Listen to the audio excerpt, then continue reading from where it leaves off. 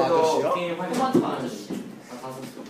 토마토요? 토마토 아저씨. Where is my 토마토 우리도 앞에 되게 이상해. 샀다고 그래서 집 앞에 그런 거 있어요? 네. 아까 밑에 세 개 있어요. 진짜로. 근데 있어요. 이런 거 자, 보세요. 걸음종입니다. 걸음종이를 이렇게 놔두고요. 내가 뭘 분리하고 싶냐면 크로마토그래피도 혼합물의 분리 방법이에요. 혼합물을 분리하는 방법 중에 하나입니다. 내가 어떤 혼합물을 분리하고 싶냐면 검정색 잉크를 분리하고 싶어요. 검정색 잉크. 이 사인펜 잉크라고 씁시다. 우리가 갖고 있는 사인펜 있죠? 어떤 사인펜? 수성 사인펜. 수성 사인펜 속에 들어있는 검정색 잉크를 분리하고 싶어. 자, 우리 답부터 써볼게요. 이 검정색이라는 이 속에는 빨간색도 들어있고 파란색도 들어있고 노란색도 들어있다고 칩시다. 빨강, 파랑, 노랑이 들어있다 칩시다. 이 세 가지 물질이 마구마구 섞여서 무슨 색깔을 띠고 있는 거였다? 검은색을 띠고 있는 거였는데 각각의 성분, 빨간색과 파란색과 노란색으로 나누고 싶어요. 우리가 지금까지 배운 방법으로 나눌 수가 없습니다. 그때 쓰는 방법이에요. 크로마토그래피라는 방법인데 이 검정색 잉크를 여기다가 겁나 찍어요. 여러 번 찍습니다. 빵빵빵빵빵빵빵빵빵빵 여러 번 이렇게 찍어요. 여러 번 찍은 다음에 이걸 어디다 담그냐? 물에다가 이렇게 담아요. 물에다가. 자, 담글 때 물속에 잠기게 하면 돼, 안 돼? 안 됩니다. 물속에 잠기게 하면은 이 잉크가 물속으로 퍼져나갈 거 아니야? 그럼 어떻게 분리할 거야? 안 되죠? 물에 잠기지 않게끔 그 위에다가 찍은 점 바로 밑에까지만 올 수 있도록 해주시고요. 해주시고 머리 위에 해주시고 한참 놔두면 여기 물 성분이 걸음종이를 따라서 쭉 타고 이렇게 올라가겠죠. 그지? 걸음종이를 타고 물이 위로 쭉 올라갈 겁니다. 그죠? 물이 위로 쭉 이렇게 올라갈 거야. 자, 올라갈 때 노란색, 파란색, 빨간색 없네. 빨간색은 되게 많이 따라갑니다. 물이 올라감에 따라서 이 빨간색을 칠게요. 빨간색은 굉장히 많이 따라서 올라가. 그런데 파란색은 그다지 많이 따라가지 못합니다. 근데 노란색은 더 많이 못 따라갔다라고 가정합시다.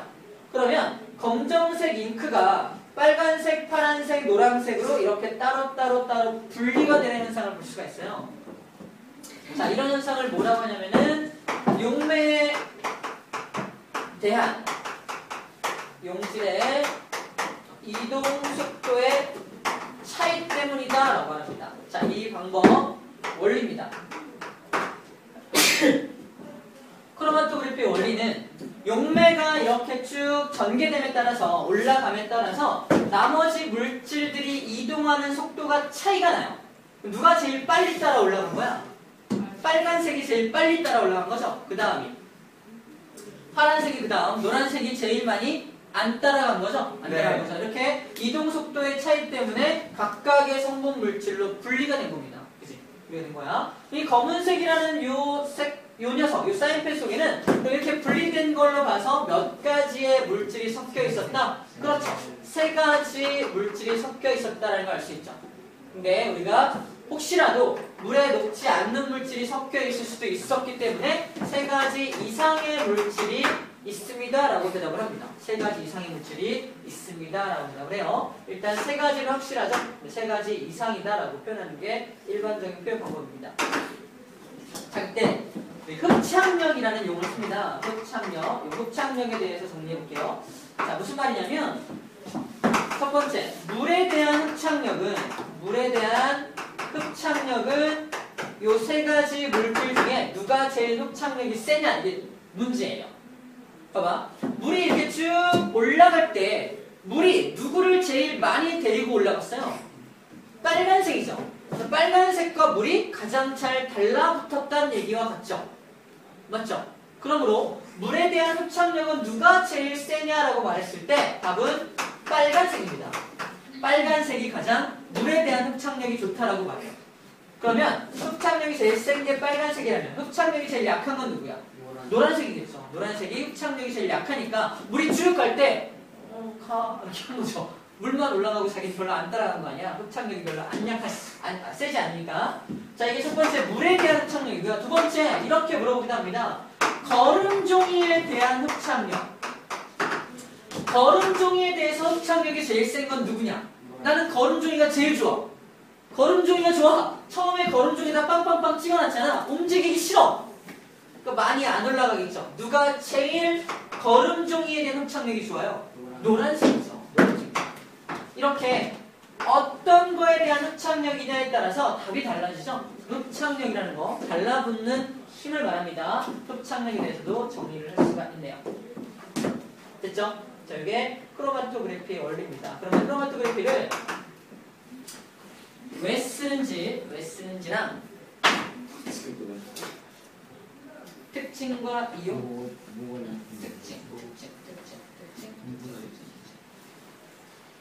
특징부터 쓸까요? 오케이. 자, 특징. 이거 뭐 장점이라고 할 수 있어요. 장점. 크로마토그래피를 쓰면 뭐가 좋냐 이런 건데 첫 번째가 뭐냐면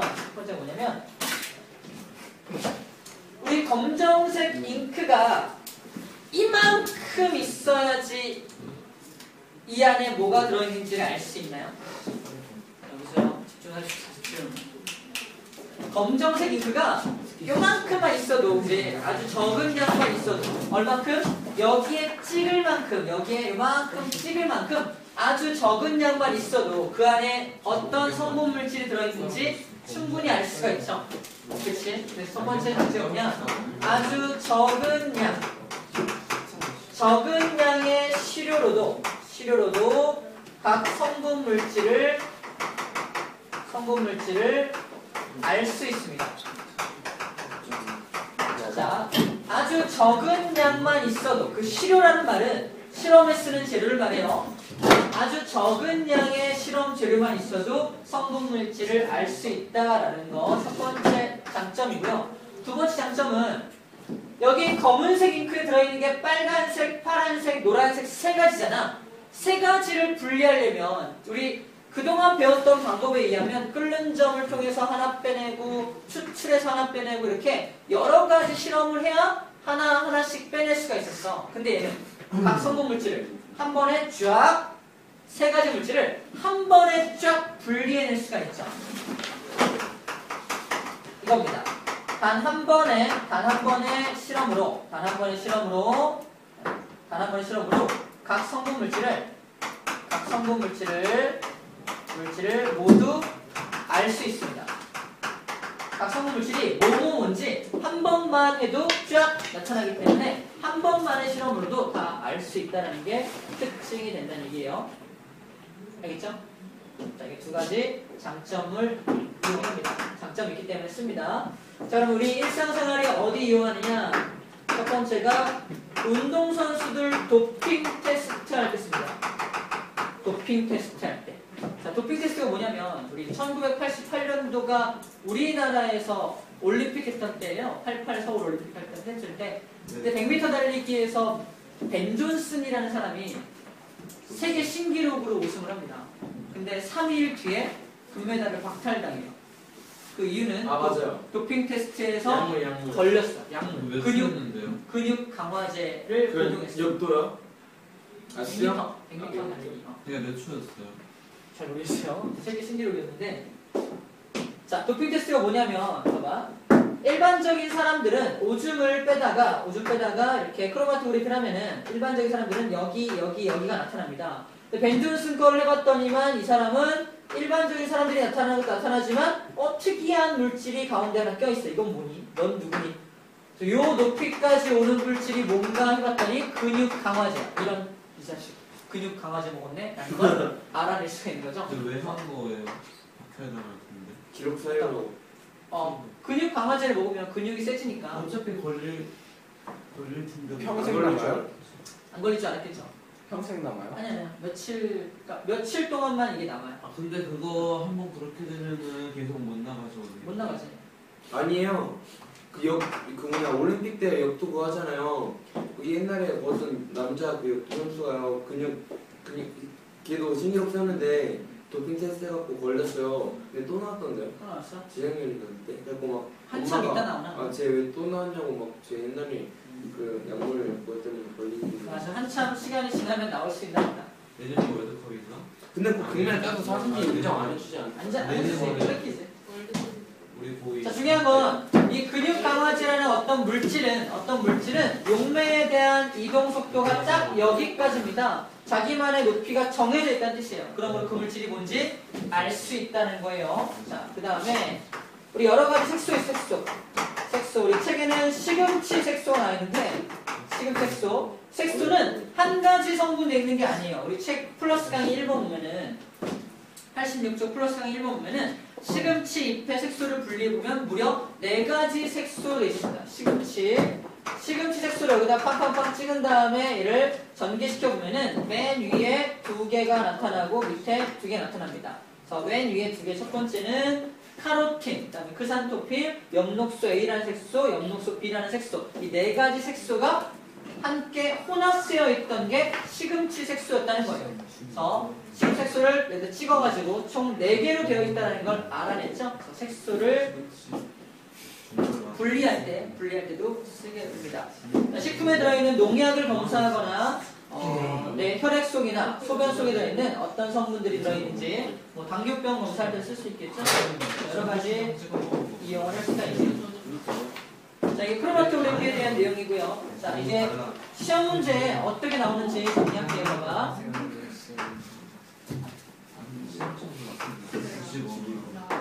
문제. 여기 A라는 물질,